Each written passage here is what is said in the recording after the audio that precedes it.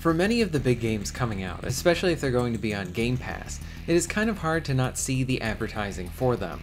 If you're on YouTube, Twitter, and any social media, you're bound to run into some of these games, whether it be through a trailer, a commentator, or just an article discussing something about that title. For me, I would see glimpses of Stalker 2 here and there. I knew it was coming, but I honestly didn't know it was going to be coming so soon, or even this year. Every time I saw it, me not knowing anything about the series, I was kind of like, this looks a little bit like Metro and the Fallout games. I love those, so I'll keep an eye out on this one. Again, I knew nothing.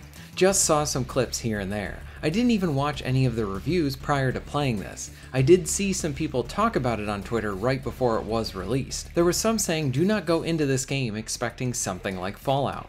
This is way more hardcore, a slower experience, something more realistic. Well, right there, I kinda saw that as a bit of a challenge, and at the same time, I thought, well, that sounds pretty refreshing too. A big game going for more of a hardcore thing. Now I have to give this a try. And man, was I in for a surprise, and at least so far, a good one. Before I go any further, I need to thank the website 2Game for providing me with a code for Stalker 2. I am part of their affiliate program, and it allows me to get access to more games, to be able to feature on the channel while also offering deals and offers for you guys. Check out the pinned comment for the latest offering. Now, back to the video.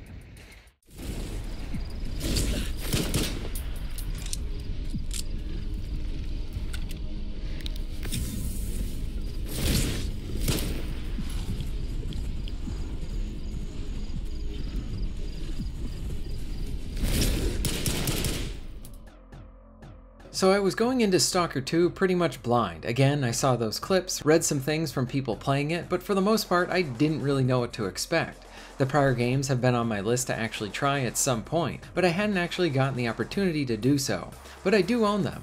Stalker 2, from my time with the game, is a title that feels like the right kind of a game that we might need right now. It certainly does not give off the vibes of being a game where we have developers and writers more concerned about trying to push an agenda upon the player, but rather this feels like, at least from the additional reading that I did after I played the game some, is that they were making a game for fans of Stalker, and for that I respect them. It also seems to be a welcoming game for newcomers too. Again, it does have that hardcore thing, but as a newcomer myself, I'm enjoying it. I will admit I heard the first game was tough, so I just decided to put this game on easy. I figured if I really enjoy it, I can always go back through it on normal or higher if I want, after I have learned a bit more about what it is, learned more about its ins and outs. Let me tell you, I am very happy that I put this game on easy. I almost died at my very first encounter. I felt like if I was on normal, I most certainly would have perished there. These initial encounters are intimate, scary even, and most of all, memorable. Again, I had no idea what to expect, and this big mutant monster-like thing starts attacking me. I know supplies are important, so I was trying to not waste all of my ammo on this encounter. What if the next encounter is even harder, and now I don't really have a chance? I barely won this short fight, but it really stayed with me. The same could be said about the follow-up with this too, and then my first gunfight. These weren't throwaway encounters, these were fights.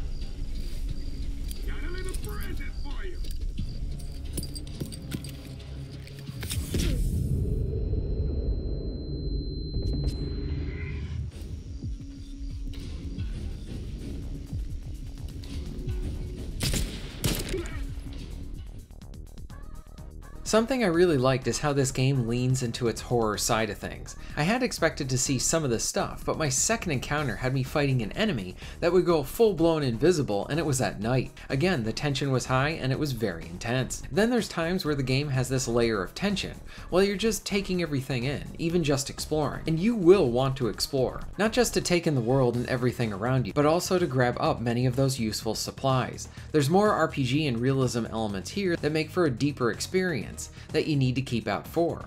So an attack might cause you to bleed. Bleeding is an easy way to get yourself killed. It needs to be addressed right away. Radiation can have negative effects as well, and there's items for that too. Weapons and equipment have durability stats attached to them. It feels like a game where you are fighting for your survival. This is no cakewalk either, remember my first fight. But I think the environment that the gameplay and the systems here present sort of allows for the player freedom and ownership of your game, to really feel those victories because everything is so dire. This would be a game to scare off those expecting just another Fallout. That guy on Twitter was right. Anyone expecting that would be dead wrong.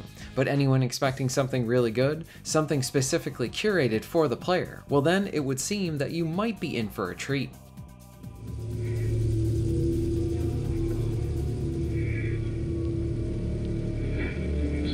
Last question, Dr. Dallin. Are you sure the perimeter surrounding the zone is really enough? If a powerful emission were to occur, we would... Listen, the zone has remained stable for years. Besides, we didn't establish the most advanced institution in human history without first guaranteeing its safety. As the head of the Scientific Institute for Research of the Chernobyl area, or CIRCA for short, I believe the wonders that we will bring to the world far outweigh the potential risks. I saw a post that was a bit of a summary being tossed around Twitter after I spent some time with this title. It was essentially a gamer expressing all of their points that they liked about the game. Some areas of criticism too, specifically with the use of that yellow paint on stuff to indicate where the player should go. This is something you can turn off as well. The yellow paint trope in gaming has kind of turned into a comical one for me. But at least for me right now, I'm gonna leave it on. I need to gain more confidence in this title before I'm really able to dive in further like that. Right now I'm really enjoying the shallow end and having a really good time with it. I gotta go back to the atmosphere here. Wow, this game, the post-apocalyptic setting, especially at night, talk about selling your game and getting the player immersed right into it right away. No wonder the game starts at night. I do not have much to say about the story yet, other than that I am intrigued. Maybe I'm more intrigued by how the rest of the game will play, along with what the rest of the world is like too. Apparently the game does have a bunch of performance issues. That one prior post suggested lowering the settings as well that helps the game a lot, apparently. I am not playing on the Xbox, so I don't know how it is there. But on PC, at least with my time with it, it's all been fine. I'm pretty much running it on medium, and I haven't had much of an issue. Some have even cited that this game is broken, like how Cyberpunk at launch had issues. Now for a bit of a side tangent. If that ends up being what I experience as I keep going, then for me, the good just needs to keep outweighing the bad. I played Cyberpunk at launch, the PS4 version on the PS5, and I had an absolute blast with it. I loved it. Yes, the game crashed on me about once every 2 or 3 hours. It was like clockwork. But the amount of fun was so high, it completely outweighed any of those issues that I had. And I was happy that they were also able to fix the game for the better later on, because the launch honestly should have been better. If Stalker 2 ends up being in a similar position for me, if I'm having a lot of fun, then I can still acknowledge the flaws and issues, while still being able to press on and enjoy the game. As an initial impression, Stalker 2 most certainly has my attention. It's the atmosphere, commitment to its world, and realism elements, and how brutal it feels, the slower yet intoxicating enjoyable nature to it. I think I might continue making some more videos on this one. Let me know if you'd like to see more stuff below. And again, thank you again for 2Game for providing me with a code, and be sure to use my affiliate link in the description if you're interested in any PC purchases, as it all helps the channel a lot. Plus the current promotion will be in the pinned comment. So have you played Stalker 2? How has your experience been with it? Did you play the prior ones? How does this one measure up?